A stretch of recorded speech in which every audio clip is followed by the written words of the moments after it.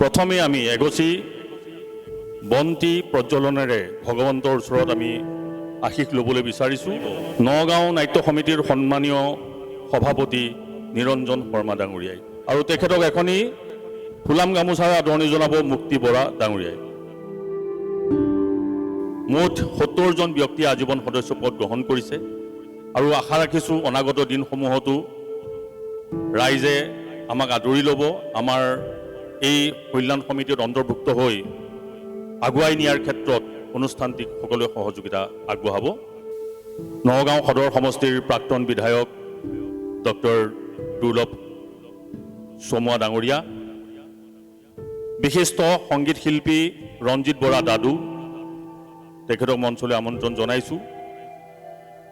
বিশিষ্ট শিক্ষাবিদ মোহিনী মোহন ডেকাক মঞ্চলৈ আমন্ত্ৰণ জনাইছোঁ। নগাঁও প্ৰেছ ক্লাবৰ জ্যেষ্ঠ সাংবাদিক কনক হাজৰিকা ডাঙৰীয়াক আমি মঞ্চলৈ আমন্ত্ৰণ জনাইছোঁ। আমাৰ ইলেক্ট্ৰনিক্স মিডিয়াৰ সভাপতি জ্যোতিপ্ৰসাদ বৰা সাংবাদিক, তেখেতক মঞ্চলৈ আমন্ত্ৰণ জনাইছোঁ। বিশিষ্ট অভিনেতা তাৰিণী মোহন শৰ্মা ডাঙৰীয়াক আমি মঞ্চলৈ আমন্ত্ৰণ জনাইছোঁ। আজিৰ এই নাটকত নৃত্য পৰিচালনা কৰিছে ডক্টৰ যশোধৰা বৰা, তেওঁকো আমি মঞ্চলৈ আমন্ত্ৰণ জনাইছোঁ। আৰু বিশিষ্ট নৃত্যশিল্পী গৌৰৱ হাজৰিকা আৰু মূৰ্ছনা মহন্ত হাজৰিকাকো আমি মঞ্চলৈ আমন্ত্ৰণ জনাইছোঁ।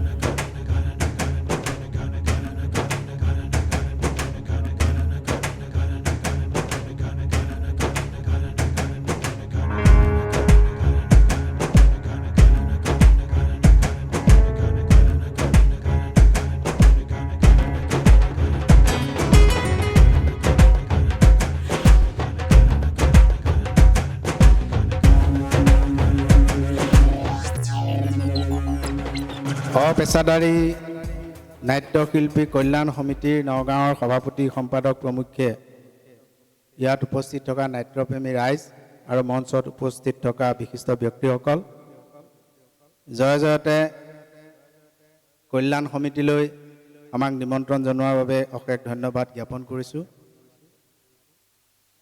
আজি বোধহয় কাকহৈয়া যজ্ঞভাগ ভুঞ্জিভাগ চাওঁ, সিংহৰ বিক্ৰম দেখি চিগাল বিকাওঁ। বোধহয় আজি উদ্বোধন কৰিবলৈ বেলেগক মাতিছিল, মই ৰাস আছে আজি, কেইবাখনো ৰাসত যাব লাগিব।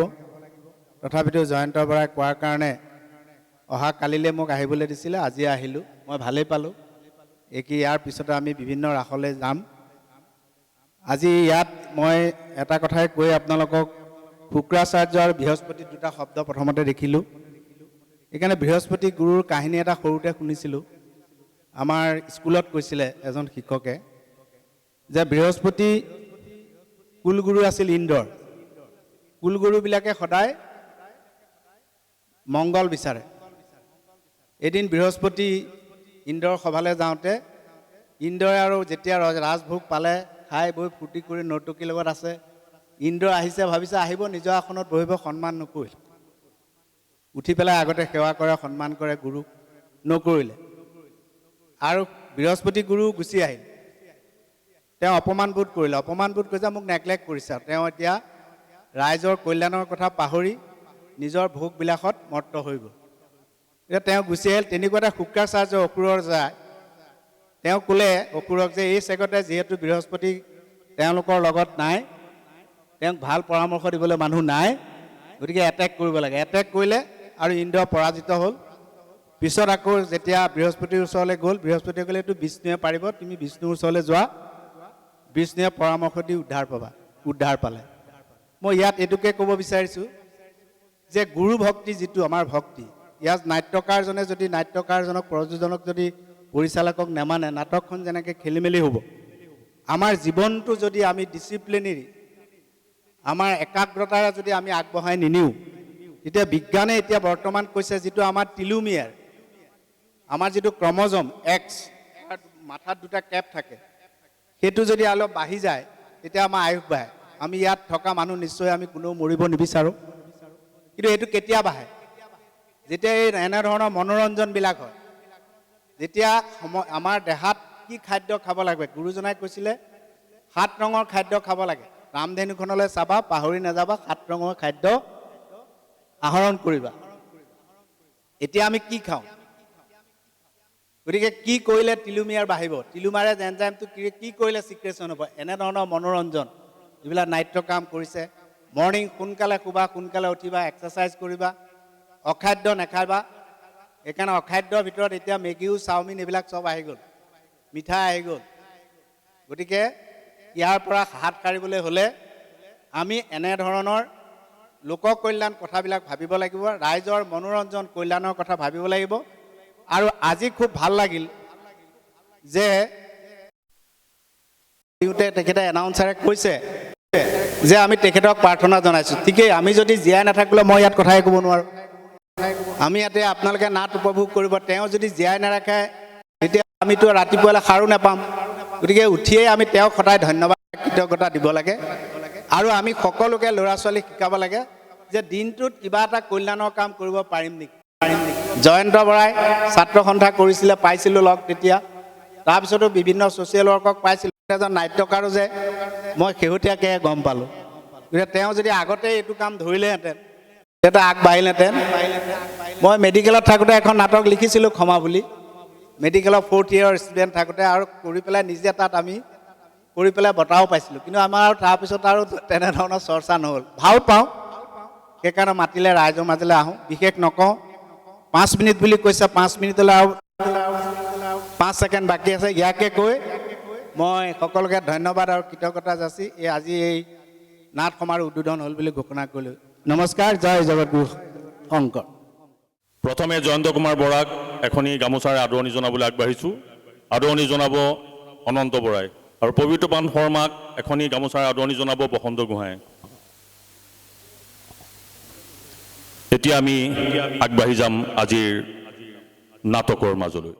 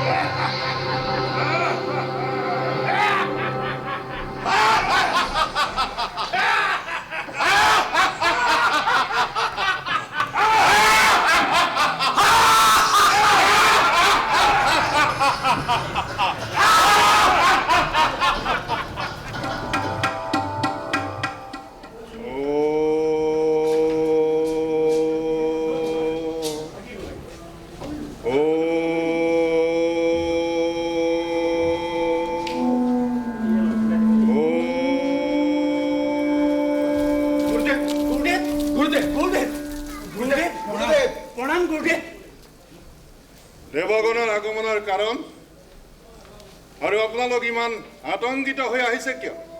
আপুনি আমাক বচাওক গুৰুদেৱ। অসুৰৰ অত্যাচাৰ আমি দৃষ্টি থাকিব নোৱাৰা হৈ গৈছো।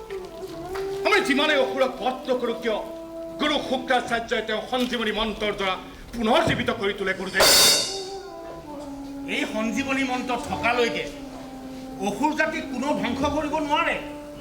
হয়, ফলত অসুৰৰ সৈন্য একেই থাকে, আমাৰ দেৱতাসকলৰ সৈন্যহে কমি যায়। বুজিছো। শুক্ৰাচাৰ্যই তেওঁৰ সঞ্জীৱনী মন্ত্ৰৰে অসুৰক বধ কৰিলেও পুনৰ জীৱিত কৰি তোলে। হয় গুৰুদেৱ। আমি এই সঞ্জীৱনী মন্ত্ৰ কেনেকৈ আহৰণ কৰিব পাৰি তাৰ চেষ্টা কৰিব লাগিব। গুৰুদেৱ, দেৱৰ্ষি নাৰদে আমাক এটা উপায় দিছে আৰু আপোনাক অৱগত কৰিব কৈছে। দেৱৰ্ষি নাৰদে কি উপায় দিছে? আপোনাৰ পুত্ৰ কচক গুৰু শুক্ৰাচাৰ্যৰ ওচৰলৈ গৈ শিষ্যত্ব গ্ৰহণ কৰি গুৰুদেৱ, গছ অতি গুণী, জ্ঞানী আৰু বুদ্ধিমান। তেওঁ বিভিন্ন কৌশল প্ৰয়োগ কৰি গুৰু শুক্ৰাচাৰ্যৰ পৰা সেই সঞ্জীৱনী মন্ত্ৰ নিশ্চয় আয়ত্ত কৰিব পাৰিব। অসম্ভৱ, এয়া কেতিয়াও সম্ভৱ নহয়।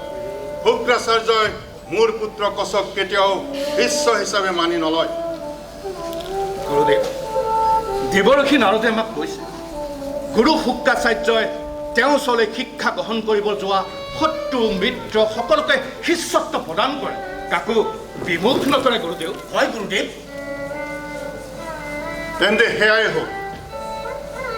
আপোনালোক মোৰ পুত্ৰ কচৰ ওচৰলৈ যাওক। কচ যদি সন্মত হয় তেতিয়াহ'লে মোৰ কোনো আপত্তি নাই। আশীৰ্বাদ কৰিব গুৰুদেৱ, আমি যেন কচক সৈমান কৰিব পাৰোঁ।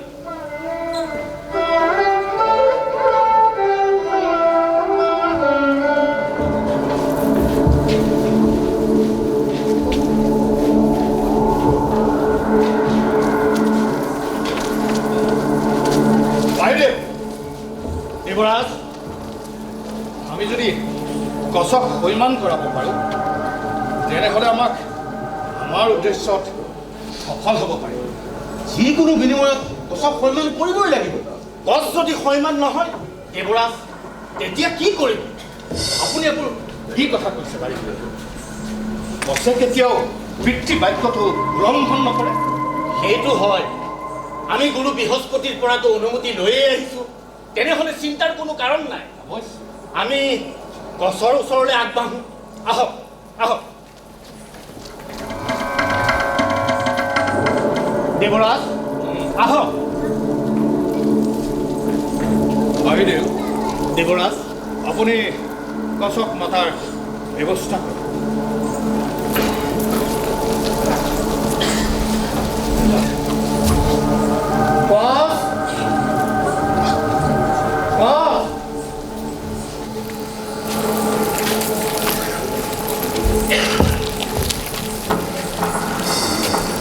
প্ৰণাম দেৱৰাজ। দেৱৰাজ আৰু দেৱগণ, মোৰ ওচৰলৈ কি সকামত আগমন? হে গুৰুপুত্ৰ কচ, তুমি আমাক ৰক্ষা কৰা। তুমি গুৰু শুক্ৰাচাৰ্যৰ ওচৰলৈ গৈ শিষ্যত্ব গ্ৰহণ কৰা আৰু চলে পলে কৌশলৰে সঞ্জীৱনী মন্ত্ৰ আহৰণ কৰা। হে দেৱৰাজ, কিন্তু অসুৰ গুৰু শুক্ৰাচাৰ্যই জানো মোক শিষ্যৰূপে গ্ৰহণ কৰিব? অথবা মোৰ পিতা জানো ইয়াৰ বাবে সন্মত হ'ব? তুমি চিন্তা কৰিব নালাগে পুত্ৰ। গুৰু শুক্ৰাচাৰ্যই তেওঁৰ ওচৰলৈ যোৱা শত্ৰু মিত্ৰ সকলোকে শিষ্যত্ব প্ৰদান কৰে আৰু আমি তোমাৰ পিতাৰ অনুমতি লৈহে তোমাৰ ওচৰলৈ আহিছোঁ। আমি গুৰু বৃহস্পতিৰ অনুমতি লৈ আহিছোঁ। তুমি গুৰু শুক্ৰাচাৰ্যৰ আস্থাভাজন হ'ব পাৰিলে সেই সঞ্জীৱনী মন্ত্ৰ নিশ্চয় আয়ত্ত কৰিব পাৰিবা, আৰু সেই সঞ্জীৱনী মন্ত্ৰ আয়ত্ত কৰিলে আমাৰ দেৱতাসকলৰ যুদ্ধ জয়ৰ অন্তৰায় দূৰ কৰিব পাৰিবা। হয় দেৱৰাজ, মই মোৰ পিতাৰ সন্মতি লৈ অতি শীঘ্ৰে গুৰু শুক্ৰাচাৰ্যৰ শিষ্যত্ব গ্ৰহণ কৰিবলৈ আপ্ৰাণ চেষ্টা কৰিম। তুমিতো জানাই এই বিশ্ব ব্ৰহ্মাণ্ডত গুৰু শুক্ৰাচাৰ্যহে একমাত্ৰ এই মন্ত্ৰৰ অধিকাৰী। সেয়েহে তুমি প্ৰথমতে গুৰু শুক্ৰাচাৰ্যৰ শিষ্যত্ব গ্ৰহণ কৰা, তাৰ পাছত লাহে লাহে সকলো বুজি পাবা। হয় দেৱগণ, মই মোৰ সকলো কলা কৌশল প্ৰয়োগ কৰি এই সঞ্জীৱনী মন্ত্ৰ আহৰণ কৰিমেই।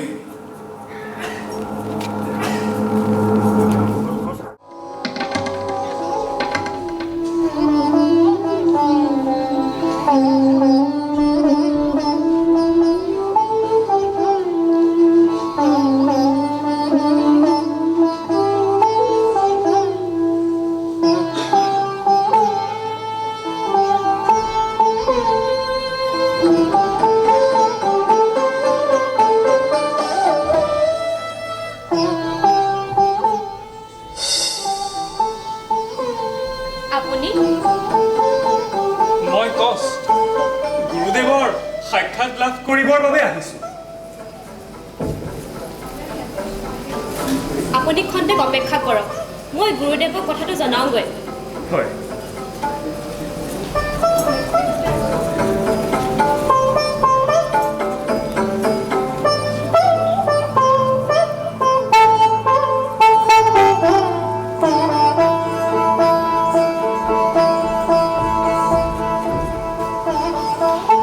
কোন তুমি বৎস? প্ৰণাম গুৰুদেৱ। তোমাৰ পৰিচয়? গুৰুদেৱ, মই অংগিৰা ঋষিৰ নাতি আৰু বৃহস্পতিৰ পুত্ৰ কচ। বৃহস্পতিৰ পুত্ৰ? মই ব্ৰহ্মচাৰী, আপোনাৰ শিষ্যত্ব গ্ৰহণ কৰিবৰ হেতু আহিছোঁ। তুমি বৃহস্পতিৰ পুত্ৰ হৈ মোৰ শিষ্যত্ব গ্ৰহণ কৰিবা? আচৰিত। তোমাৰ উদ্দেশ্য? গুৰুদেৱ, আপোনাৰ শিষ্যত্ব গ্ৰহণ কৰি জ্ঞান লাভৰ বাবে অন্য মোৰ কোনো উদ্দেশ্য নাই। তুমি দেৱগুৰু বৃহস্পতিৰ পুত্ৰ। মোক কোৱা বৎস, মোৰ শিষ্যত্ব গ্ৰহণ কৰাত তোমাৰ পিতৃদেৱৰ অনুমতি আছেনে নাই? গুৰুদেৱ, মই মোৰ পিতাৰ সন্মতি লৈহে আহিছোঁ। কি?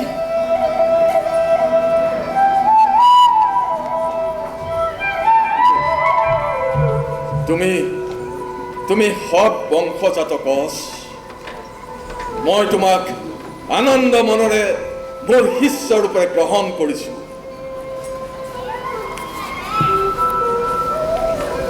মোৰ এই কাৰ্যৰ দ্বাৰা মহাজ্ঞানী দেৱগুৰু বৃহস্পতিৰ প্ৰতিও সন্মান প্ৰদৰ্শন কৰিছোঁ। উঠা বৎস। দেৱযানী, দেৱযানী।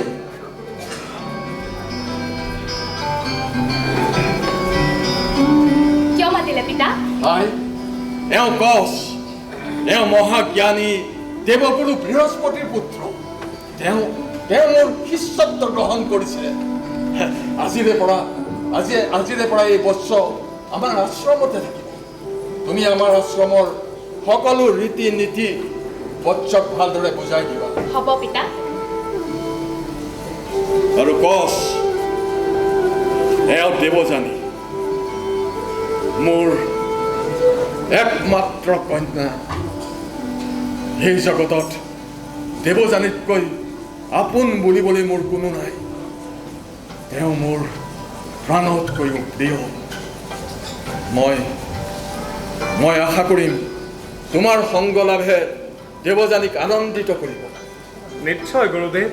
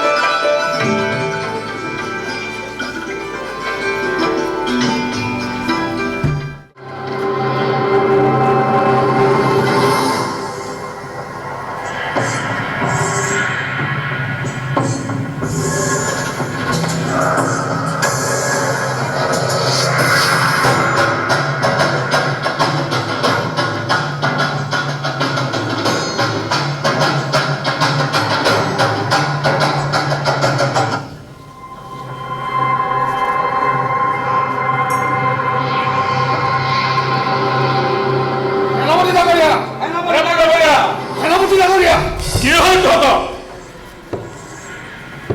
ইমান উধাটো খাই অহাৰ কাৰণ? এটি গুৰুত্বৰ বাৰ্তা লৈ আহিছো। কি গুৰুত্বৰ বাৰ্তা? সোনকালে ক। গুৰুদেৱৰ আশ্ৰমত দেৱতাৰ গুপ্তচৰ। কি? হয়, গুৰুৰ আশ্ৰমত দেৱতাৰ গুপ্তচৰ। হয়, আমি নিজ চকুৰে দেখি আহিছো। তহঁতে সঁচা কৈছতো? চাবি কিন্তু যদি তিল মানুহ মিছা প্ৰমাণিত হ'ল তহঁতৰ কিন্তু শাস্তি ভয়ংকৰ হ'ব। আমি সঁচাই কৈছো। সি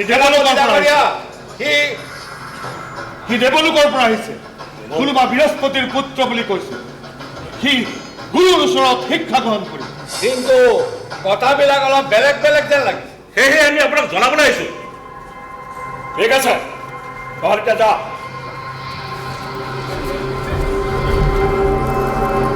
দেৱতাৰ গুপ্তচৰ, গুৰুৰ আশ্ৰমৰ গুপ্তচৰ। নাই নাই নাই নাই, এতিয়াই দৈত্যৰ সবিশেষ জনাব লাগিব। নৃত্য আৰম্ভ কৰা।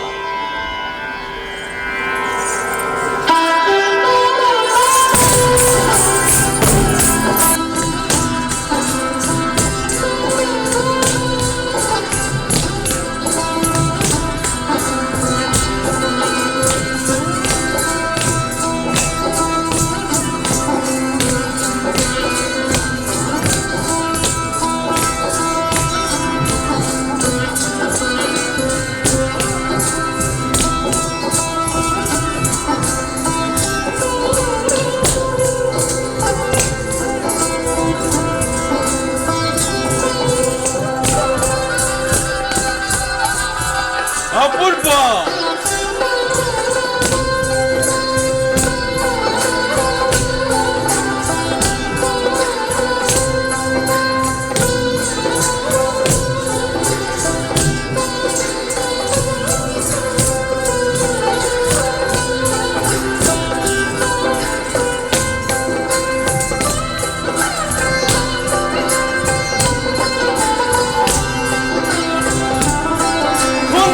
অতি সুন্দৰ।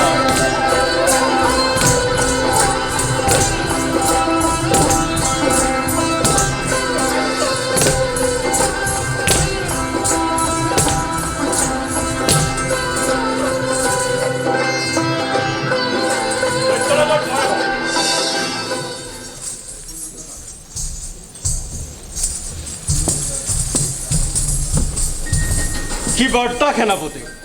সকলো মংগলে আছেতো? সকলো ঠিকে আছে দৈত্যৰাজ। কিন্তু কিন্তু কি তুমি ৰৈ গলা কি? দেৱগুৰুৰ বৃহস্পতিৰ পুত্ৰ কচ আহি আমাৰ গুৰুদেৱৰ শিষ্যত্ব গ্ৰহণ কৰে। তাতেই কি হ'ল? এয়া দেৱতাসকলৰ চক্ৰান্ত হ'ব পাৰে। চক্ৰান্ত? কি চক্ৰান্ত কৰিব পাৰে সাধাৰণ সেই বৃহস্পতিৰ পুত্ৰই? মোৰ বোধে গুৰুদেৱৰ পৰা সঞ্জীৱনী মন্ত্ৰটো আহৰণ কৰাই দেৱতাসকলৰ এক চক্ৰান্ত হ'ব পাৰে।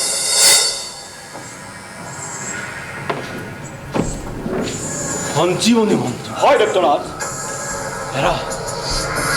হেৰা, তুমি ঠিকেই অনুমান কৰিছা সেনাপতি। নিশ্চয় সেয়াই হ'ব। এতিয়া আমাক আদেশ কৰক দৈত্যৰাজ। সেনাপতি, ৰৈ থকাৰ কোনো প্ৰয়োজন নাই।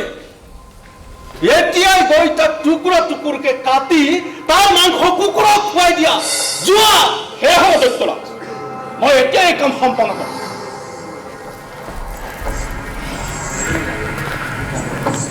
ইমান সাহস! ইমান সাহস!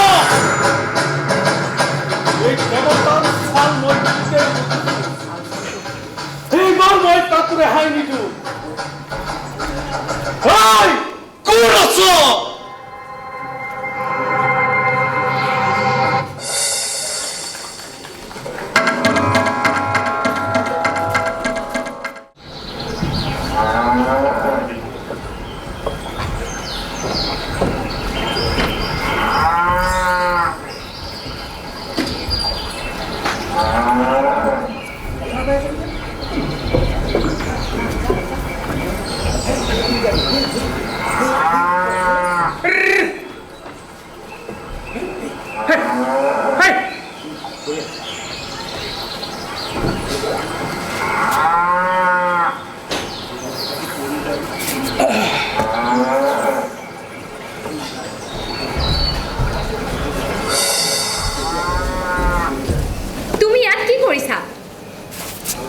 মই তোমাক ইমান বিচাৰি ফুৰিছোঁ।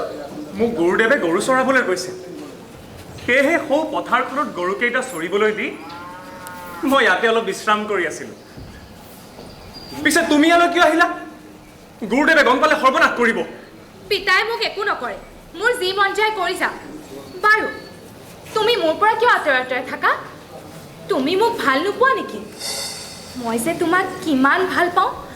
তুমি অহা দিনাৰে পৰাই তোমাৰ বাবে ব্যাকুল হৈ আছোঁ। মইতো কাকো বেয়া নাপাওঁ, কিন্তু মই ব্ৰহ্মচাৰী। হ'লেও মই পিতাক কৈ দিছোঁ মই যে তোমাক ভাল পাওঁ। পিতাই না কৰা নাই। তুমি এতিয়া ঘৰলৈ যোৱা, অসুৰবোৰে দেখিলে সৰ্বনাশ কৰিব। মই কিবা অসুৰলৈ ভয় কৰোঁ নেকি? অসুৰ জীয়াই থকাৰ মন্ত্ৰ পিতাৰ হাততহে আছে, সিহঁতে মোক একো নকৰে। গুৰুদেৱে তোমাক ঘৰত নেদেখিলে চিন্তাত পৰিব। এৰা, পিতাই কৈছে তুমিও বেছি সময় বাহিৰত থাকিব নালাগে, অসুৰবিলাকে অপকাৰ কৰিব পাৰে। অপকাৰ কৰিলে গুৰুদেৱ আছে নহয়, সঞ্জীৱনী মন্ত্ৰৰে মোক পুনৰ জীয়াই তুলিব। বাৰু শুনাচোন, এই সঞ্জীৱনী মন্ত্ৰৰ বিষয়ে তুমি কিবা জানানে? এইবিলাক পিতাইহে জানে। ভগৱান শিৱই পিতাক এই মন্ত্ৰ দিছিল বুলি। এই মন্ত্ৰৰ দ্বাৰা মৃতজনক তৎমুহূৰ্ততে জীয়াই তুলিব পাৰি। সেই দেৱতাসকলে অসুৰবিলাকক কিমান বাৰ মাৰিছে, কিন্তু বাৰে বাৰে পিতাই জীয়াই তুলে। গুৰুদেৱে এই মন্ত্ৰ মোক শিকাই দিবনে? কেতিয়াও নিদিয়ে। এই মন্ত্ৰৰ বিষয়ে পিতাই মোক আজিলৈকে এটা শব্দও কোৱা নাইকিয়া। বাৰু মই যাওঁ, তুমি আহোঁতে মোলৈ ধুনীয়া ফুল লৈ আহিবা দেই। যোৱা।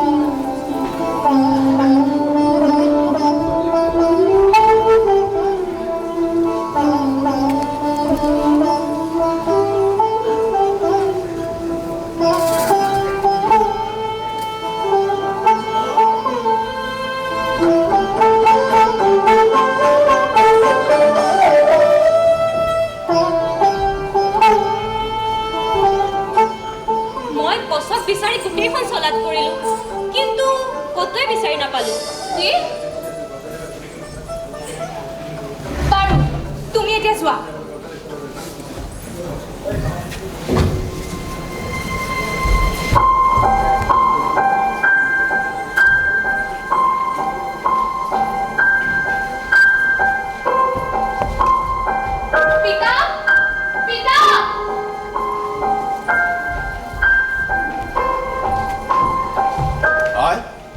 দেৱযানী?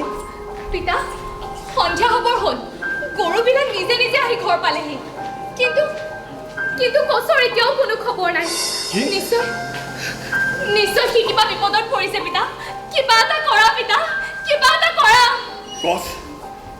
কচ এতিয়াও আহি নাপালেহি? তুমি ধৈৰ্য ধৰা আই।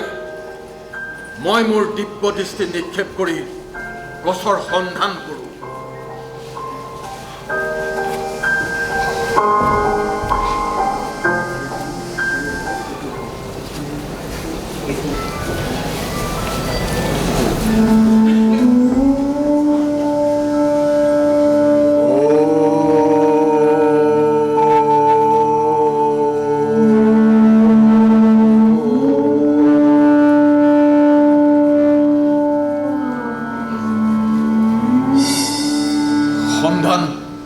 সন্ধান পালো ভাই। পিতা তাক অসুৰবিলাকে মাৰি টুকুৰা টুকুৰ কৰি তাৰ মাংস কুকুৰাক ভক্ষণ কৰাইছে। কি এতিয়া কি হ'ব পিতা এতিয়া কি হ'ব?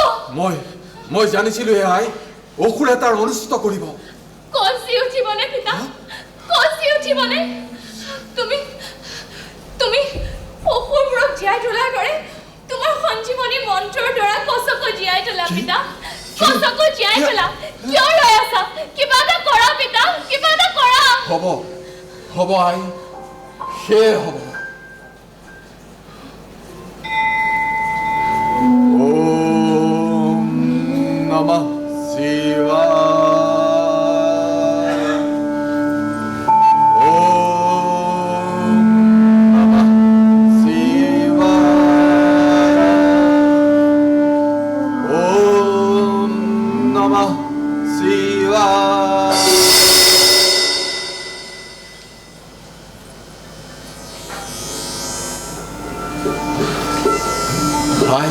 পিতা অতি শীঘ্ৰে কচ আহি সেইখিনি পাবহি।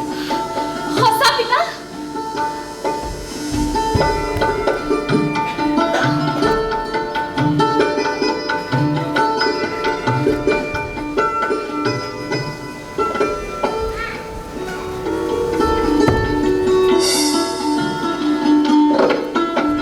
প্ৰণাম গুৰুদেৱ। তুমি ইমান দেৰি কৰিলা যে? মই নিজে দেৰি কৰা নাই নহয়। মই মানে পথাৰত গৰু চৰাই থাকোঁতে কেইটামান অসুৰে আহি মোক বধ কৰিলেহি। তাৰ পাছত মই কেনেকৈ জি উঠিলোঁ মই নিজে গম নাপাওঁ। মোৰ সঞ্জীৱনী মন্ত্ৰৰ দ্বাৰা তোমাক জীয়াই তুলিলো বৎস। গুৰুদেৱ এই মন্ত্ৰৰ ইমান প্ৰভাৱ নে? হ'ব বৎস হ'ব। সেইটো তোমাৰ চিন্তাৰ বিষয় নহয়। মাত্ৰ তুমি সাৱধানে থাকিবা। এই গৃহৰ পৰা বেছি দূৰলৈ নাযাবা। অসুৰবিলাকে তোমাক পুনৰ হত্যাৰ চেষ্টা চলাব পাৰে। পিতা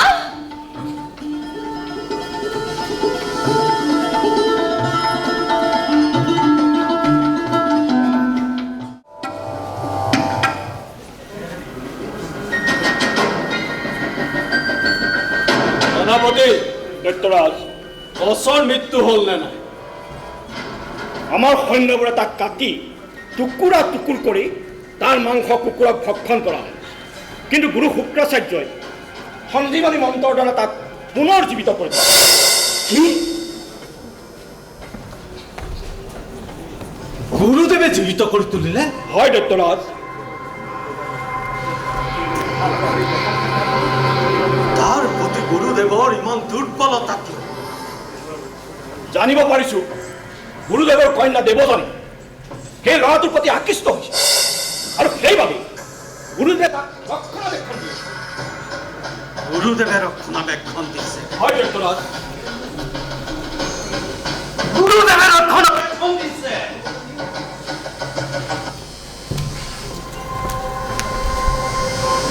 গুৰুদেৱে তাক কিমান ৰক্ষা কৰে দেখা যাব। এটা কাম কৰ, আদেশ কৰ।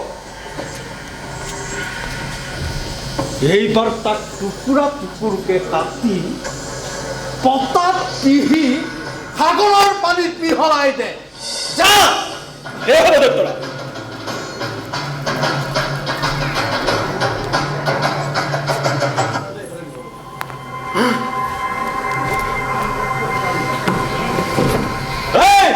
মোৰ সুৰাৰ পাত্ৰ লৈ আহ।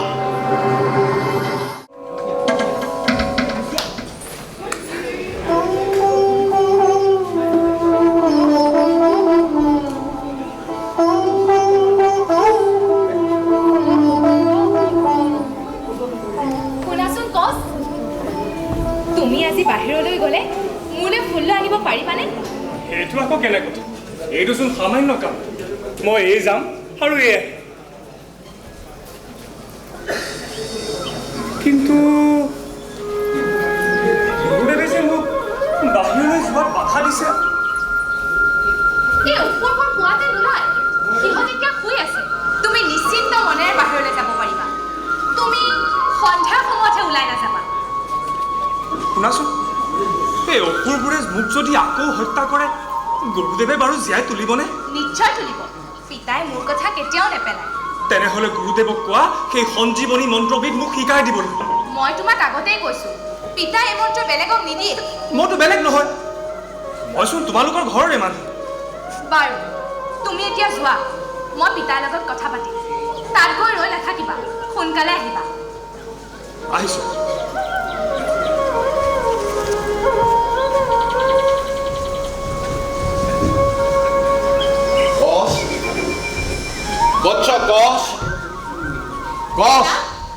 কচে মোৰ বাবে ফুল আনিব গৈছে। গোটেই অসুৰ বাহিনীয়ে তাক হত্যা কৰিবৰ বাবে বিচাৰি ফুৰিছে। এই অসুৰ মুখা পোৱাতে নোলায়, সিহঁত এতিয়া শুই আছে। পিতা, তুমি নাজানা দেৱযানী, অসুৰৰ চৰিত্ৰৰ বিষয়ে তুমি এতিয়াও জ্ঞাত নহয়। অসুৰে নিশ্চয় তাৰ অনিষ্ট কৰিব। বাৰু যি হওক, সি ভালা কুশলে ঘূৰি আহিলেই হ'ল। তুমি গৃহতে থাকিবা, মই তাক খন্তেক চাই আহোঁ।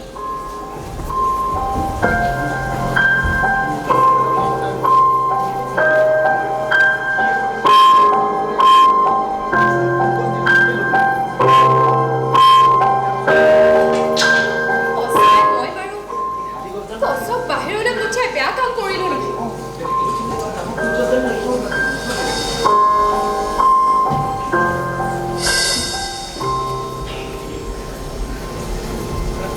কলৈ গ'ল বাৰু?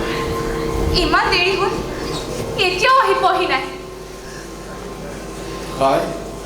দেৱযানী, কচ আহিলনে? নাই পিতা, কচ এতিয়াও আহি পোৱাহি নাই। নিশ্চয় তাক অসুৰবিলাকে আকৌ বধ কৰিছে। কি হ'ব এতিয়া? পিতা, কি হ'ব? তুমি ধৈৰ্য ধৰা।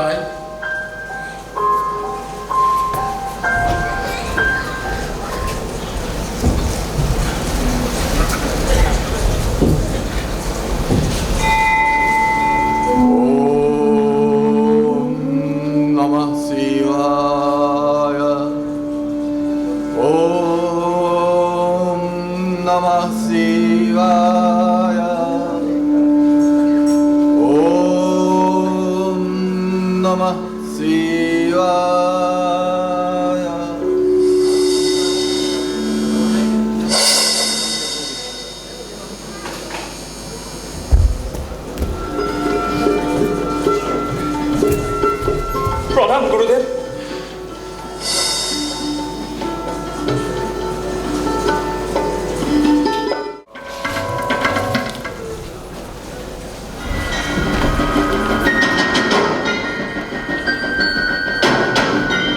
সাধাৰণ কাম কৰিব পৰা নাই।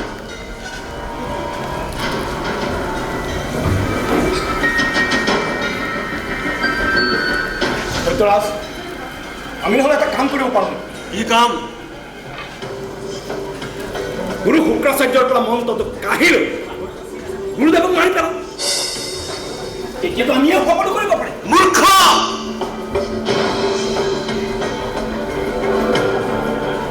এই মন্ত্ৰ কেৱল গুৰুদেৱকহে শিৱই প্ৰদান কৰিছে। গুৰুদেৱে নিজে শিকাই নিদিলে এই মন্ত্ৰই কাম নিদিয়ে। এটা সাধাৰণ মুনিপুত্ৰ হত্যা কৰিব নোৱাৰি ডাঙৰ ডাঙৰ কথা ক'বলৈ আহিছ। আমিতো তাক মাৰিছোঁ, কিন্তু গুৰুদেৱে বাৰে বাৰে সঞ্জীৱনী মন্ত্ৰৰ দ্বাৰা তাক জীৱিত কৰি আছে। তাক পিহি সাগৰত পেলাই দিছিল নে নাই? তাক কাটি টুকুৰা টুকুৰ কৰি পতাপ পিহি মাছ সাগৰত মই নিজে উটাই থৈ আহিছোঁ।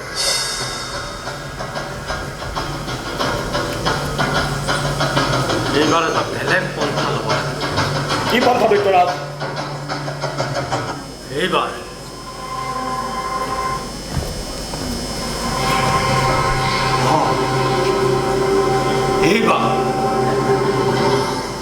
এইবাৰ তাক জীয়াই জীয়াই জ্বলাই দিবি আৰু তাৰ ভস্ম সুৰাৰ লগত মিহলি কৰি গুৰুদেৱক পান কৰিবলৈ দিবি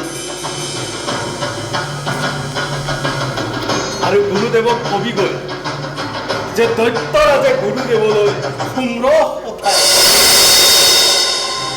এই হ'ব দৈত্য। আৰু যদি এইবাৰ এই কাম কৰিব নোৱাৰ পুনৰাই ইয়ালৈ নাহিবি। যা।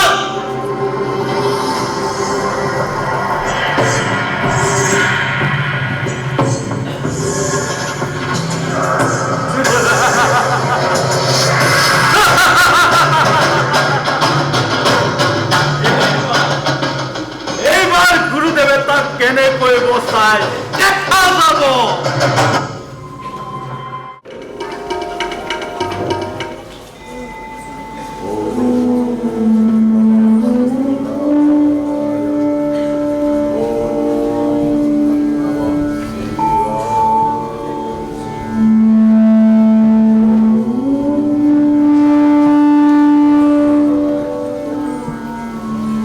পিতা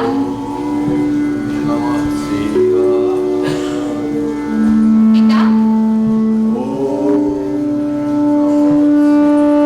পিতা আই কচক ক'ৰবাত পঠিয়াইছা নেকি? কচক নাইতো, মইতো ক'তো পঠিওৱা নাই। আছে চাতে ইয়াতে কিবা কৰি মই ভিতৰত গোটেইখন বিচাৰি চলাত পৰিলোঁ, ক'তো নেপালোঁ। তুমি ইমান চিন্তা কৰিব নালাগে আই। যোৱা, তুমি তোমাৰ নিজৰ কাৰ্য সমাপন কৰা। হ'ব পিতা।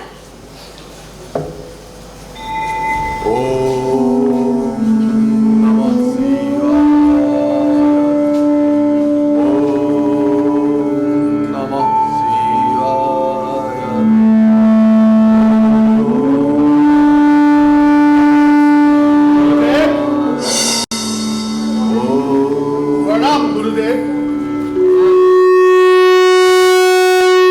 তহঁতৰ ইয়াত কি কাম? দৈত্যৰাজে আপোনালৈ সুমৰস দি পঠাই, সেয়েহে আপোনাক আমি দিবলৈ হয় নেকি? তেনেহ'লে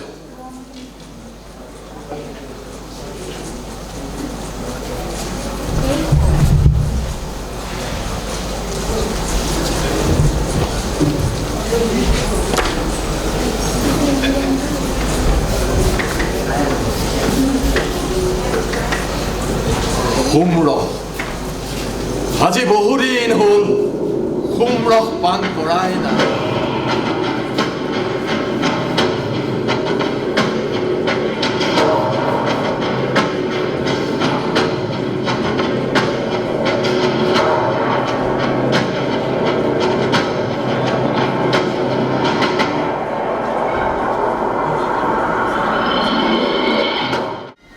সেনাপতি দৈত্যৰাজ, গুৰুদেৱক সুমৰস পান কৰোৱা হ'ল নে নাই?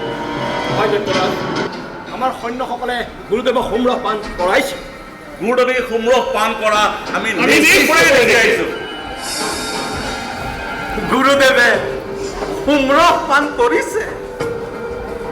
দেৱগুৰু বৃহস্পতি পুত্ৰৰ ভস্ম মিহলি সুমৰস গুৰুদেৱে পান কৰিছে।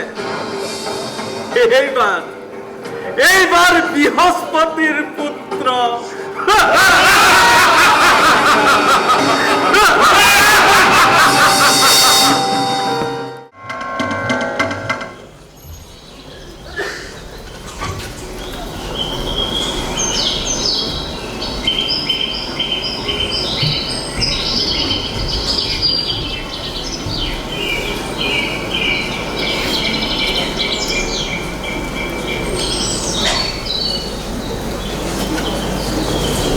পিতা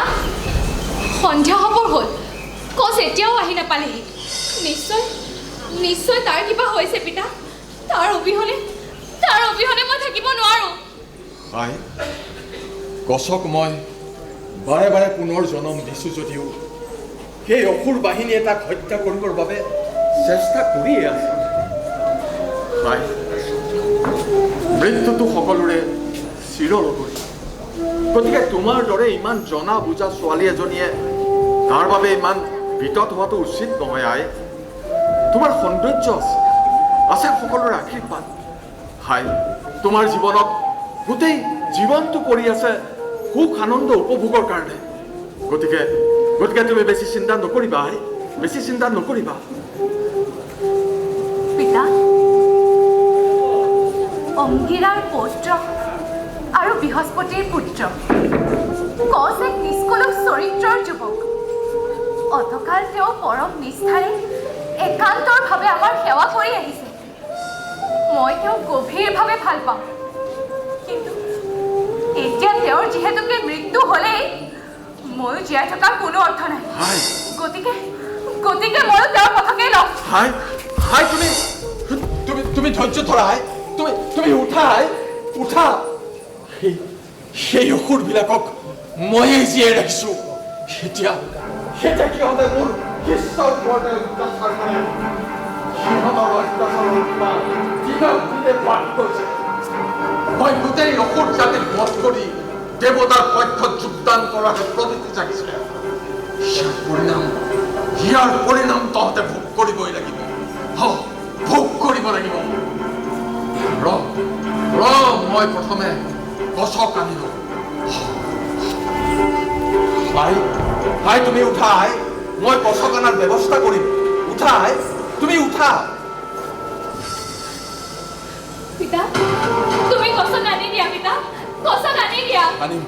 আনিম আই। মই ধ্যানত বহিছো। তুমি ধৈৰ্য ধৰা।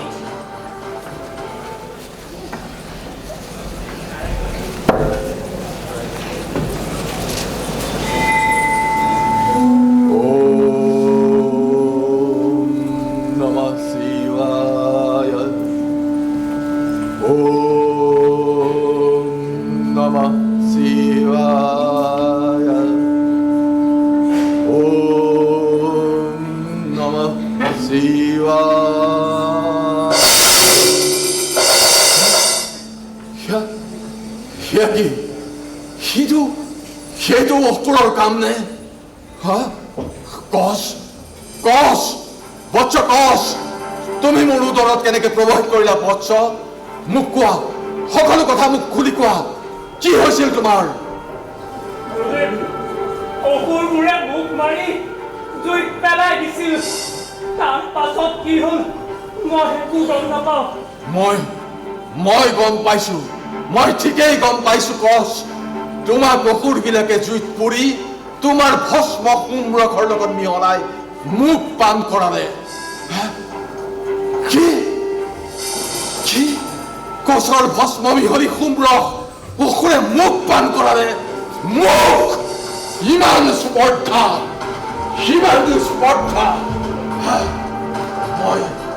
মই প্ৰতিজ্ঞা কৰিছো, আজিৰে পৰা আৰু মই কেতিয়াও সোমৰস পান নকৰো।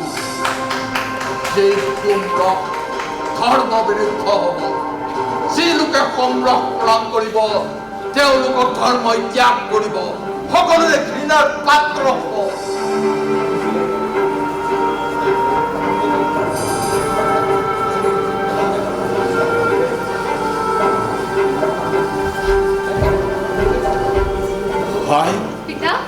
তোমাৰ কাৰণে এতিয়া এটা ডাঙৰ সমস্যা হ'ল। কি সমস্যা পিতা? কচ মোৰ উদৰৰ ভিতৰত। কি? কচ তোমাৰ উদৰৰ ভিতৰত? সেয়াও অসুৰৰ দুৰ্বুদ্ধি। কচক যদি মই পুনৰ জন্ম দিওঁ তেওঁ মোৰ উদৰ বিদীৰ্ণ কৰি বাহিৰ হ'ব লাগিব, আৰু সেইটো কৰিবলৈ গ'লে মোৰ মৃত্যু হ'ব। ইয়াৰ অৰ্থ হ'ব এফালে কচৰ জীৱন, আনফালে মোৰ মৃত্যু। মই এতিয়া কি কৰিম কোৱা? কোৱা দুদিনৰ পৰাই মোৰ মৃত্যু নিশ্চিত হ'ল মই কচৰ মৃত্যু হ'লেও জীয়াই নাথাকো আৰু আৰু তোমাৰ মৃত্যু হ'লেও জীয়াই নাথাকো পিতা কি হ'ব এতিয়া নাই নাই মোৰ মৃত্যু নিশ্চিত পিতা মোৰ মৃত্যু নিশ্চিত নাই দেৱযানী তোমাৰ মৃত্যু হ'ব নোৱাৰে তোমাৰ কোনো কাৰণতে মৃত্যু হ'ব নোৱাৰে ময়ো তোমাৰ কাৰণে জীয়াই থাকিম ময়ো তোমাৰ কাৰণে জীয়াই থাকিম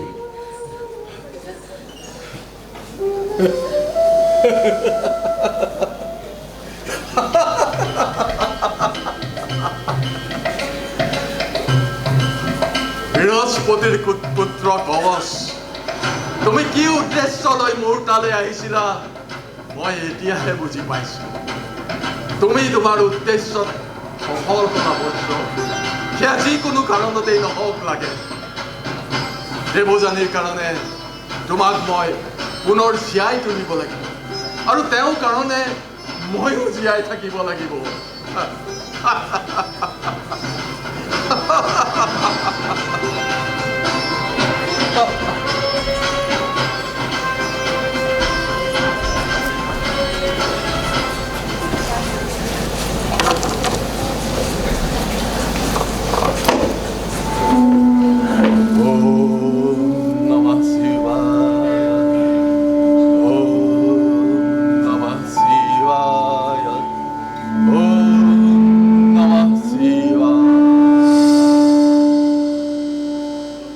বৎস কচ মই তোমাক সঞ্জীৱনী মন্ত্ৰ প্ৰদান কৰিম তুমি মোৰ উদৰ বিদীৰ্ণ কৰি বাহিৰ হোৱাৰ পাছত সেই সঞ্জীৱনী মন্ত্ৰৰ দ্বাৰা মোক পুনৰ জীয়াই তুলিবা দেৱযানীয়ে যাতে আমাৰ কোনোজনৰ মৃত্যুতে সুখ পাবলগীয়া নহয়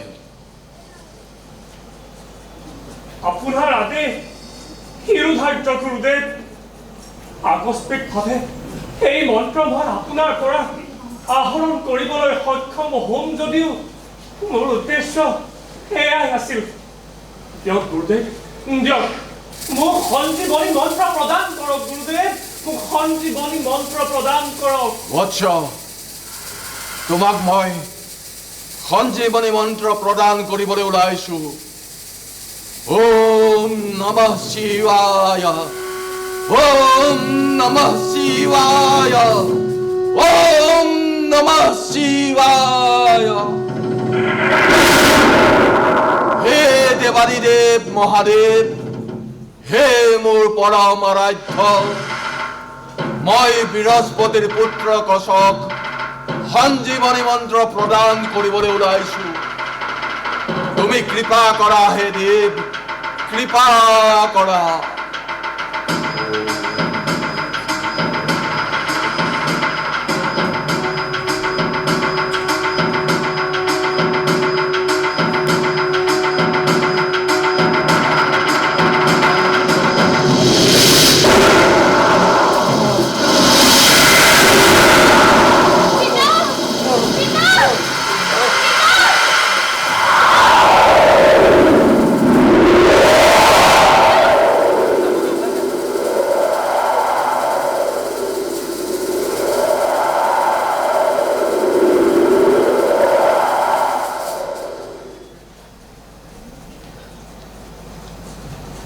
প্ৰণাম গুৰুদেৱ প্ৰণাম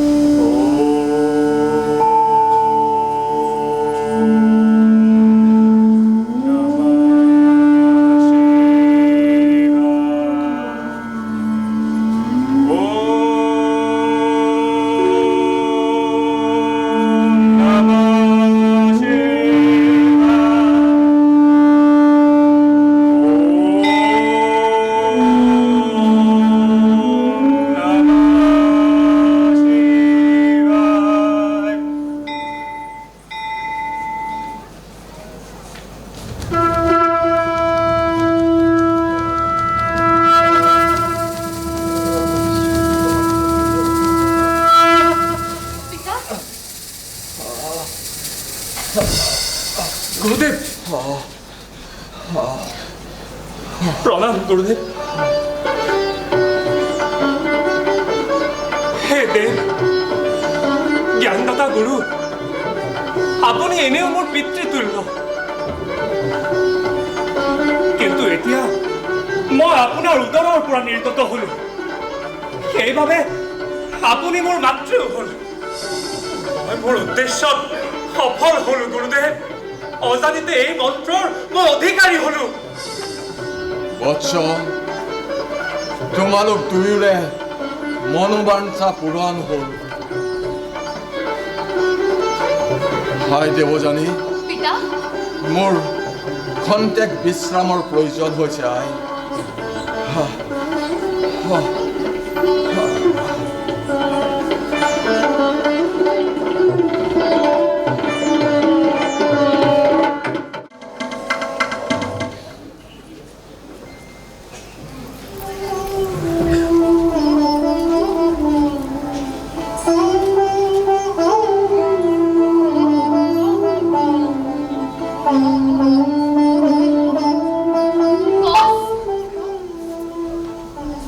তুমি বৰ ভাগ্যৱান এনে ঘটনা নোহোৱা হলে তুমি সঞ্জীৱনী মন্ত্ৰ কেতিয়াও হৰণ কৰিব নোৱাৰিলাহেঁতেন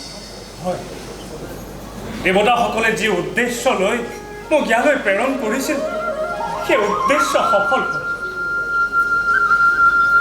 গুৰুদেৱৰ আশ্ৰমত মই বহু বছৰে থাকিলো এতিয়া মোৰ বিদায়ৰ সময় আহি পৰিল মই গুৰুদেৱক সেৱা জনাই ইতিমধ্যে বিদায় লৈ আহিছোঁ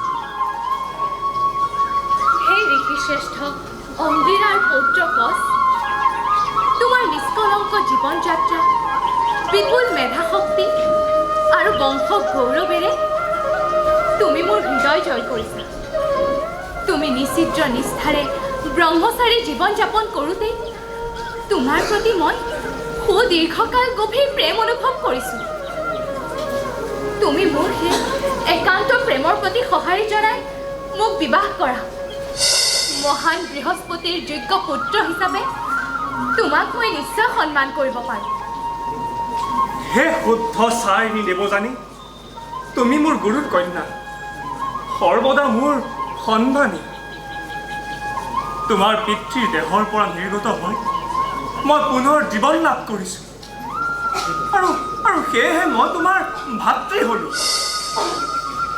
হে মোৰ প্ৰিয় ভগিনী তুমি মোক বিবাহ কৰোৱাৰ ইচ্ছা প্ৰকাশ কৰা অনুচিত কথা মই সেইবিলাক একো নুবুজো মুঠৰ ওপৰত তুমি মোক বিবাহ কৰিব লাগিব সেয়া উচিত নহয় দেৱযানী তেনে কাম কৰিবলৈ তুমি মোক বাধ্য নকৰিবা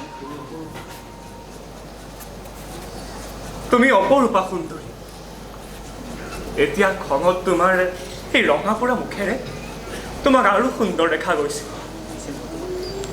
কিন্তু যিয়েই নহওক কিয় মই তোমাৰ ভাতৃ মোক বিদায় দিয়া দেৱযানী পৰম গুৰু শুক্ৰাচাৰ্যৰ সেৱাত নিজকে নিযুক্ত কৰা নহয় কচ মই তোমাক গভীৰভাৱে ভাল পাওঁ তুমি মোৰ এনেদৰে এলাগি নকৰিবা তুমি যিমানেই নোকোৱা কিয় মই মোৰ সিদ্ধান্তৰ পৰা তিল মানুহ বিচলিত হ'ব নোৱাৰো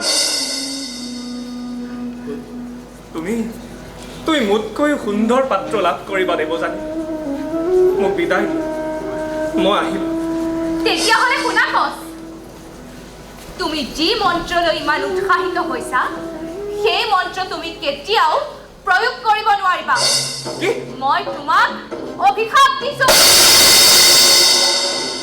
দেৱযানী তুমি মিছাতে মোক অভিশাপ দিছা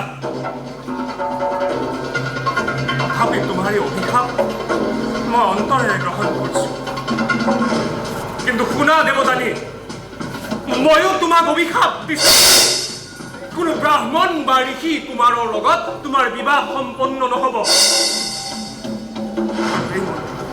আৰু এই মন্ত্ৰ মই কোনো এজন দেৱতাক শিকাই আহিছো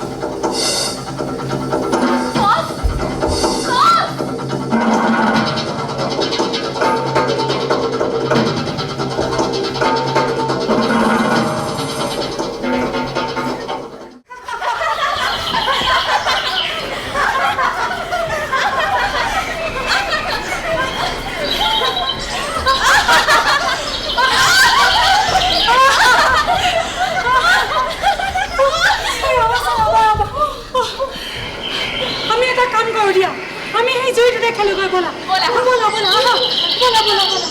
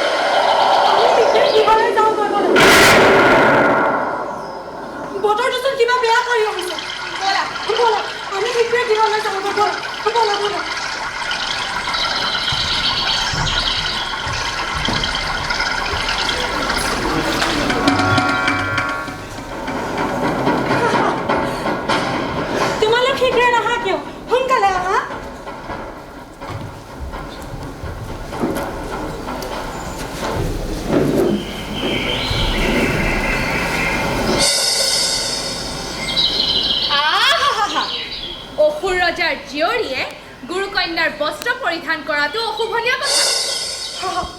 এইখন তোমাৰ বস্ত্ৰ নেকি? লোৱা লোৱা, মই ভুলতেহে পিন্ধিছিলোঁ। তুমি ইচ্ছা কৰি এনে কাম কৰিছা।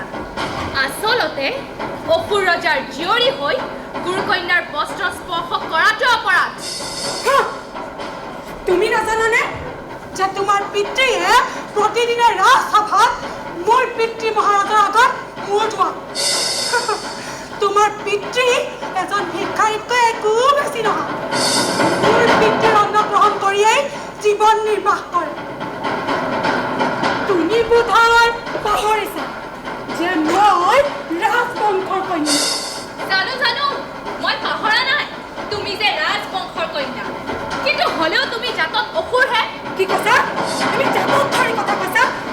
তাই মোৰ জাতত ধৰি কথা কৈছে? তাই মোৰ জাতত ধৰি কথা কৈছে? তুমি জাতত ধৰি কথা ক'বলৈ সাহস কৰা?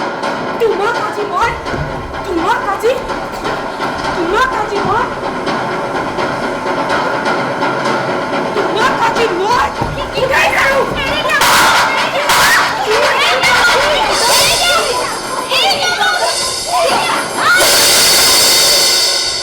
মোৰ জাতত ধৰি কথা ক'বলৈ আহিছে। মোৰ জাতত ধৰি কথা কয়।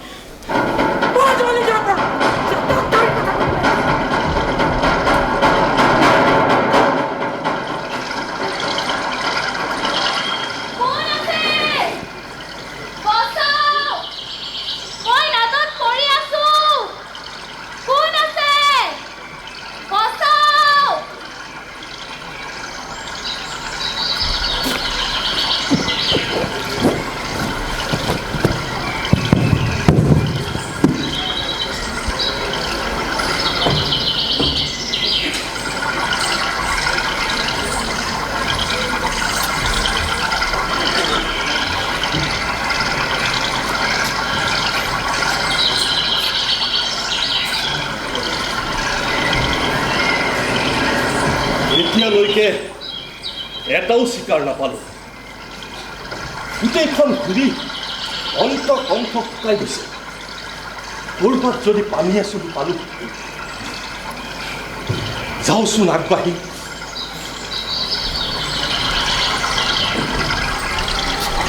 কোন আছে? মই নাটত পৰি আছো। বচাওক! কোন আছে? বচাওক! মই নাটত পৰি আছো। নাৰীৰ কণ্ঠ? ক'ৰ পৰা নাৰী কণ্ঠ আহিছে? কোন আছে? বচাওক! মই নাটত পৰি আছো।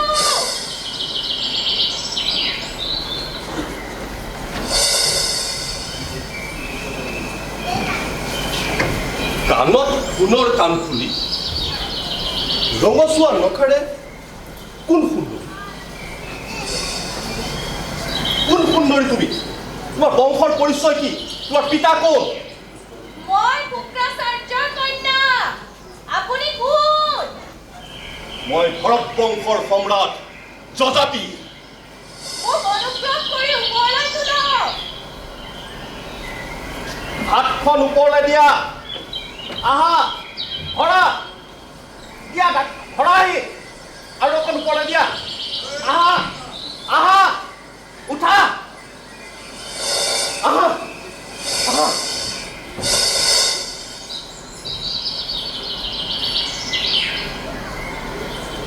হে মহাৰাজ, আপুনি মোক দাঁতৰ পৰা ওপৰলৈ তুলি মোৰ জীৱন দান দিলে।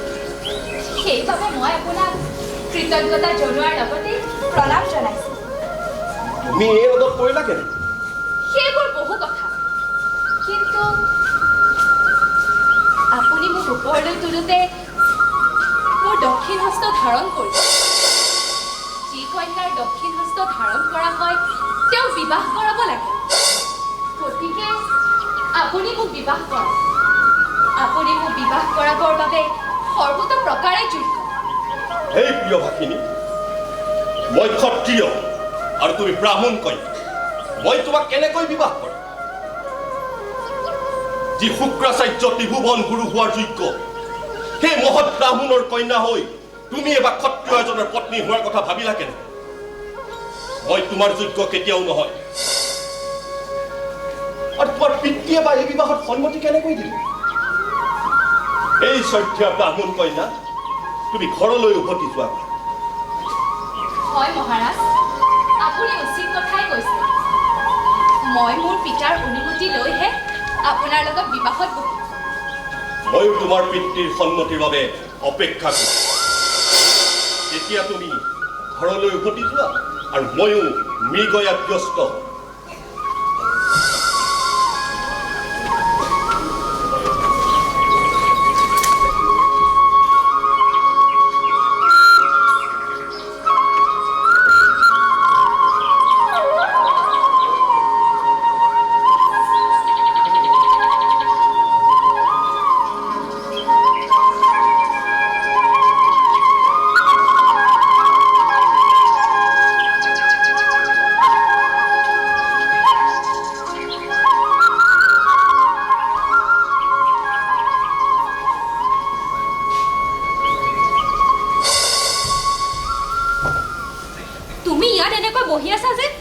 মই তোমাক গোটেইখন বিচাৰি ফুৰিছোঁ। গুৰুদেৱে মোক তোমাক বিচাৰি পঠিয়াই দিছে। বলা বলা, তুমি এতিয়া মোৰ লগত ঘৰলৈ বলা। তুমি গৈ মোৰ পিতৃক কোৱাগে মই বৃষপৰ্বৰ ৰজাৰ নগৰী কেতিয়াও ভৰি নিদিওঁ।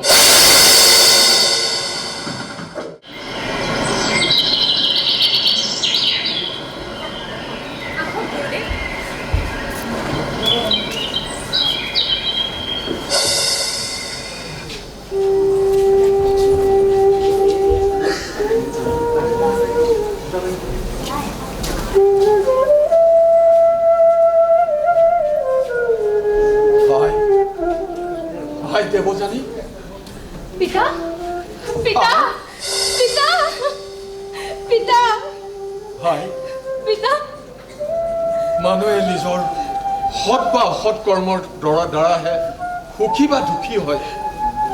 আন মানুহৰ পাপ আৰু পুণ্যই আমাৰ ওপৰত কোনো প্ৰতিক্ৰিয়া নকৰে। আই পিতা, মোৰ দুখ গুণৰ কথা তুমি মোক নকবা। সেইবোৰৰ সম্পূৰ্ণ দায়িত্ব মই মোৰ নিজৰ বুলি জানো। কিন্তু বৃষপৰ্বৰ জীয়ৰী শৰ্মিষ্ঠাই মোক যেতিয়া ক'লে তুমি তেওঁৰ পিতৃ ৰজাৰ ৰাজসভাৰ এজন স্থাৱক গীতিকাৰ মাথোন, ৰজাৰ প্ৰশংসাৰ গীত গাই মন জুৰোৱা, ৰজাৰ অনুগ্ৰহৰ দানেৰে পৰিপুষ্ট এক ভিক্ষাৰীৰ বাহিৰে আন একো নহয়। ইমানখিনি কঠোৱা কথা কৈও তাই হেঁপাহ নপলাল। শৰ্মিষ্ঠাই মোক চৰিয়ালে আৰু সেই নামত পেলাই থৈ গুচি গ'ল। তুমি যিমানে নোখোৱা পিতা, শৰ্মিষ্ঠাৰ পিতৃ ৰাজ্যত মই এখন্তকো বাস নকৰোঁ। ভাই দেৱযানী, তুমি কোনো ৰজাৰ ৰাজসভাত ৰজাৰ স্তুতি গোৱা গায়কৰ কন্যা নহয়। তোমাৰ পিতৃয়ে কোনো ৰজা মহাৰাজাক সন্তুষ্ট কৰি জীৱিকা অৰ্জন নকৰে। অসুৰ ৰজা বৃষপৰ্বই জানে তেওঁ মোৰ ওচৰত কিমান ঋণী। কিন্তু আই, যোগ্যজনে নিজৰ গুণ গৰিমা নিজেই বৰ্ণনা নকৰে। তুমি নাৰিকলৰ ৰত্ন, পৰিয়ালৰ বাবে অখণ্ড সৌভাগ্যৱতী। ব'লা আই, তুমি গৃহলৈ ব'লা। পিতা, মই বৃষপৰ্বৰ ৰজাৰ নগৰীত কেতিয়াও নাথাকো। তুমি মোক আমনি নকৰিবা।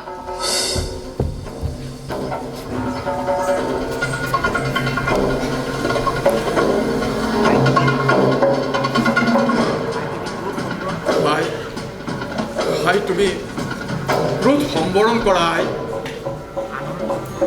আনৰ তিক্ততম ব্যৱহাৰেও যাক তিল মানুহ বিচলিত কৰিব নোৱাৰে, শেষত তেওঁৰহে জয় হয়। ক্ৰোধ দমন কৰিব পৰাজন শত বছৰ শাস্ত্ৰবিহিত জাক যজ্ঞাদি কৰাজনতকৈও শ্ৰেষ্ঠ। ক্ৰোধ পৰায়ণ লোক পত্নী, পুত্ৰ, কন্যা, ভাতৃ, বন্ধু, ভিত্ত, সত্য সকলোৱে ত্যাগ কৰে। জ্ঞানী লোকক সেইবাবে অল্পমতী বালক বালিকাৰ দ্বাৰা পৰিচালিত নহয়। গতিকে আই, তুমি ক্ৰোধ সম্বৰণ কৰি গৃহলৈ ব'লা। মই কম বয়সীয়া কুমাৰী ঠিকেই, কিন্তু ইমান অল্প বয়সীয়া নহয় যে তোমাৰ বাক্যৰ মহাসত্য উপলব্ধি কৰি মই মোৰ চৰিত্ৰৰ হিত সাধিব নোৱাৰিম। কিন্তু যিবিলাক মানুহৰ আচাৰ ব্যৱহাৰত কোনো ৰুচিবোধ আৰু ভদ্ৰামী নাই, তেওঁলোকৰ সংগ সৰ্বদা পৰিত্যাজ্য। কিন্তু বৃষপৰ্বৰ জীয়ৰীৰ অসহনীয় বাক্যবাণে মোৰ মন ক্ৰোধত উতলা কৰি তুলিছে। দেহত অস্ত্ৰৰ আঘাত এদিন নাইকিয়া হয়, জুয়ে পুৰিলে ক্ৰমাৎ নিৰাময় হয়, কিন্তু নিষ্ঠুৰ বাক্যবাণে গোটেই জীৱনকাল যন্ত্ৰণা দি থাকে। মোক মোৰ মতে থাকিবলৈ দিয়া পিতা, মোক মোৰ মতে থাকিবলৈ নহয় আই, তুমি ক্ৰোধ সম্বৰণ কৰা আই, তুমি ক্ৰোধ সম্বৰণ কৰা আই।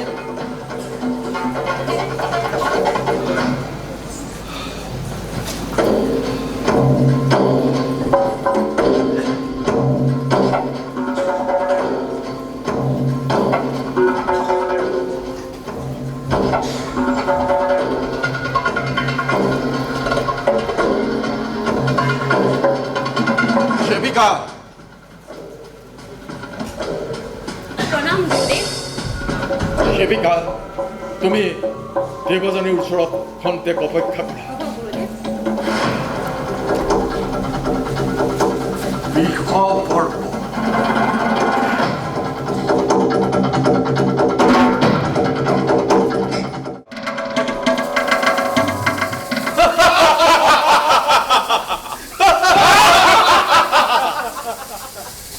সেনাপতি দৈত্যৰাজ, নৰ্তকীসকলক আহিবলৈ দিয়া।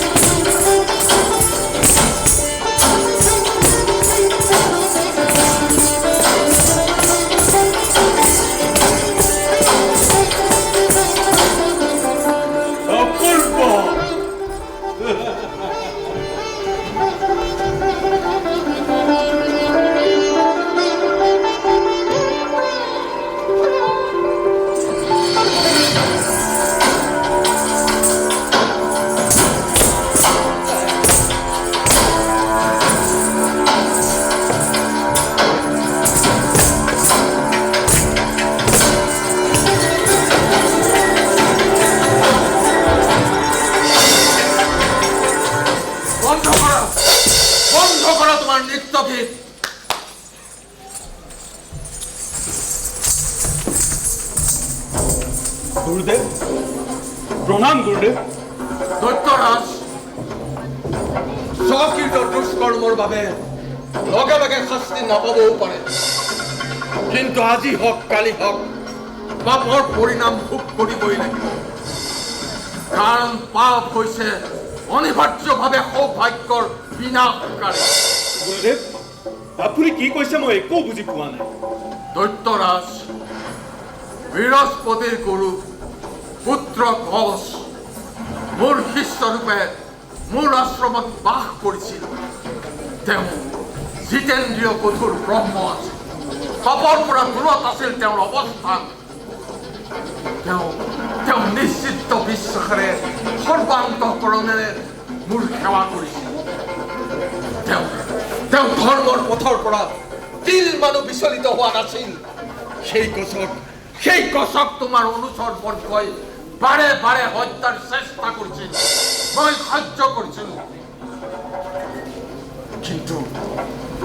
কিন্তু তোমাৰ কন্যাই উদ্ধতানিৰ চৰম সীমা অতিক্ৰম কৰিলে।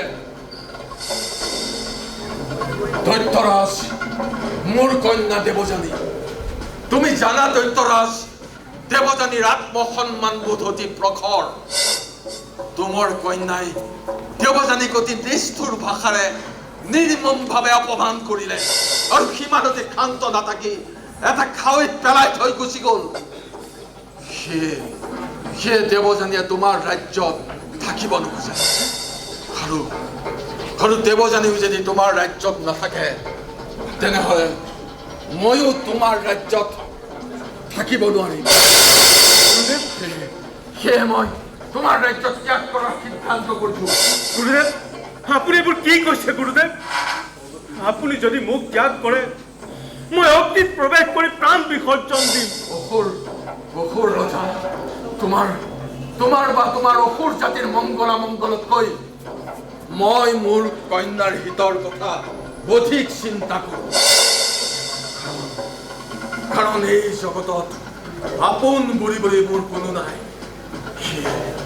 সেয়ে দেৱযানীক মই প্ৰাণতকৈও অধিক স্নেহ কৰোঁ। গুৰুদেৱ এতিয়া উপায়? এতিয়া তুমি নিজে যদি দেৱযানীক সাক্ষাৎ কৰি শান্ত কৰাব পাৰা আৰু সৈমান কৰাব পাৰা, তেনেহ'লে ভাল কথা। অন্যথা মই তোমাৰ ৰাজ্য ত্যাগ কৰিবলৈ বাধ্য। নহয় গুৰুদেৱ, মই এতিয়াই তেওঁৰ ওচৰলৈ যাব খোজো। ক'ত আছে তেওঁ? তেওঁ তপোবনতে আছে। মোক তেওঁৰ ওচৰলৈ লৈ বলক গুৰুদেৱ। ব'লা তেন্তে।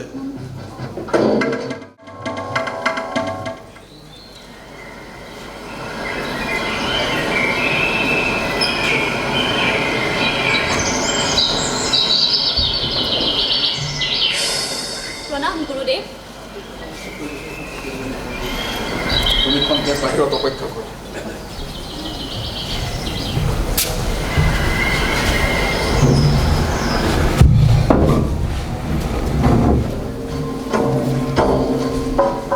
হে গুৰুকন্যা, তোমাৰ ক্ৰোধ সম্বৰণ কৰা আৰু আমাৰ দুখ মৰিহন কৰা। দৈত্যৰাজ, আপোনাৰ প্ৰতি মোৰ কোনো অভিমান নাই। আপোনাৰ কন্যাহে দুখ কৰিছে। আপোনাৰ কন্যা শৰ্মিষ্ঠাই কৈছিল মই হেনো এজনী ভিক্ষাৰীৰ কন্যাহে। সেয়েহে আপোনাৰ কন্যাক মোৰ দাসী কৰি দিব লাগিব। মোৰ পিতাই যি ঠাইত মোক বিবাহ দিয়ে, সেই ঘৰলৈ মোৰ দাসী হিচাপে মোৰ লগত যাব লাগিব। সেয়ে হ'ব গুৰুকন্যা। মই এতিয়াই শৰ্মিষ্ঠাক মাতি আনি তোমাৰ মনোবাঞ্ছা পূৰণ কৰিম। সেনাপতি, আদেশ কৰ, শৰ্মিষ্ঠাক ইয়ালৈ লৈ অহাৰ ব্যৱস্থা কৰা।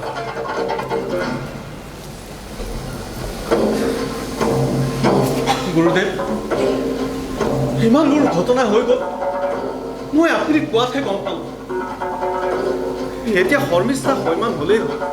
দৈত্যৰাজ, তোমাৰ কন্যাই মোৰ দেৱযানীৰ চৰ্ত মানিবনে? গুৰুদেৱ, মোৰ কন্যা মোৰ কেতিয়াও অবাধ্য নহয়। তাই দূৰদৰ্শী, হয়তো অজান্তে তাই এনে ভুল কৰিলে। কি হ'ল পিতা? মোক ইমান জৰুৰীভাৱে সেই তপোবনৰ মাজলৈ মাতি পঠিয়ালে যে? সেয়া দেখোন গুৰু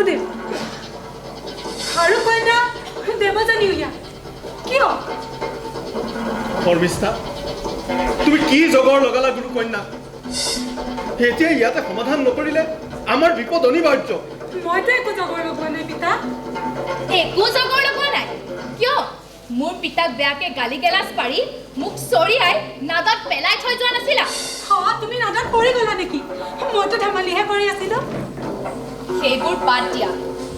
এতিয়া মোৰ চৰ্ত পূৰণ কৰিবা নে মই মোৰ পিতাৰ লগত এই ৰাজ্য ত্যাগ কৰিম? মইতো ইমান ডাঙৰ অপৰাধ কৰা নাই। আমি সকলোৱে মিলি ধেমালিহে কৰি আছিলো। ধেমালিৰ চলেৰে ইমান ডাঙৰ ঘটনা হৈ গ'ল, তুমি গমেই নাপালা।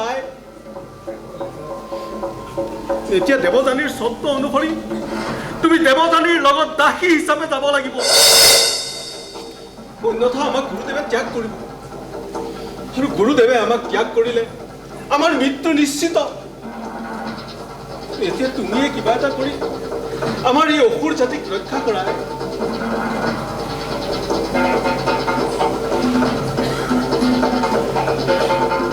পিতা, পুত্ৰী শৰ্মিষ্ঠা,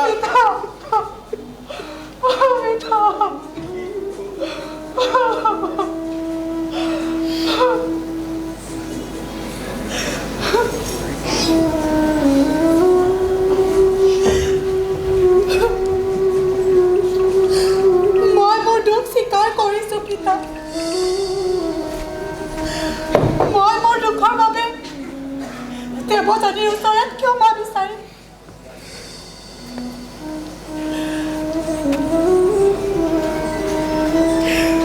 মোৰ দুখৰ বাবে মোৰ পিতৃয়ে নিজ গুৰুৰ দ্বাৰা পৰিত্যক্ত হ'ব নালাগে। শৰ্মিষ্ঠা, পিতা, মই দেৱযানীৰ দাসী হ'বলৈ সন্মতি প্ৰকাশ কৰিছো।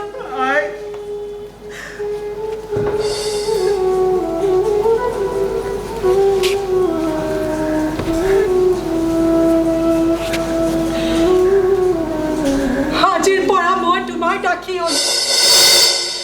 এই দাসীৰ বাবে কিবা আদেশ? হাই হাই দেৱযানী, তুমি নিশ্চয় এতিয়া সন্তুষ্ট?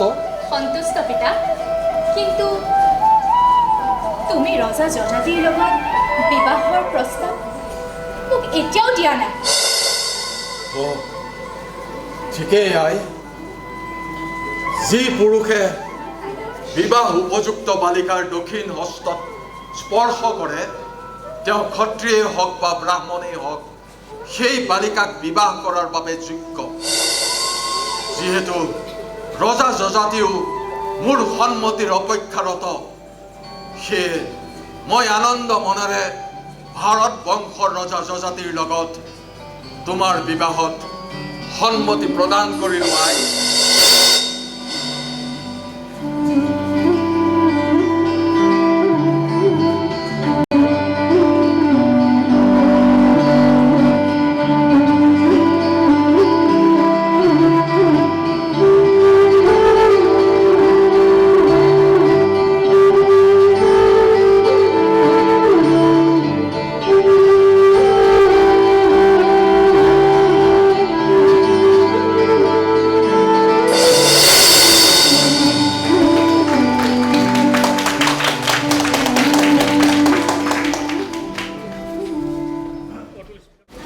মই চিনাকি কৰাই দিছোঁ, শুক্ৰাচাৰ্য প্ৰাণজিৎ গোস্বামী,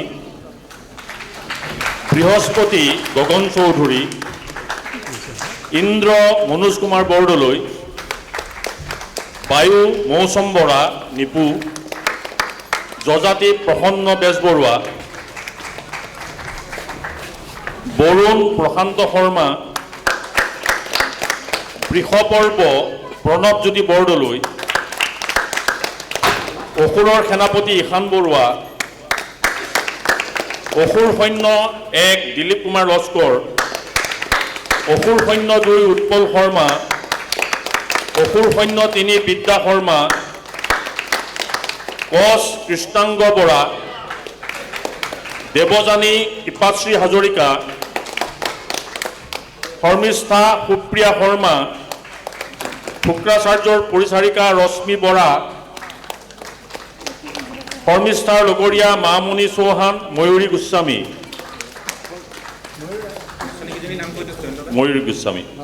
দেৱতাৰ সৈন্য পুনীত কুমাৰ বৰা, নৃত্যশিল্পী গুণগুণ উমা, ভাগ্যশ্ৰী বৰা, অনন্যা ডেকা আৰু ৰাজশ্ৰী দাস।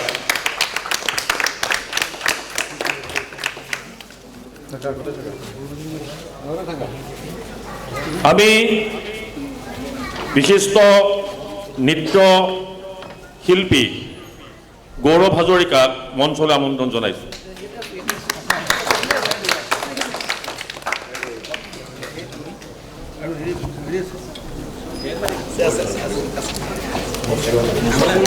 অনন্ত বৰাক মঞ্চত বিচাৰিছোঁ।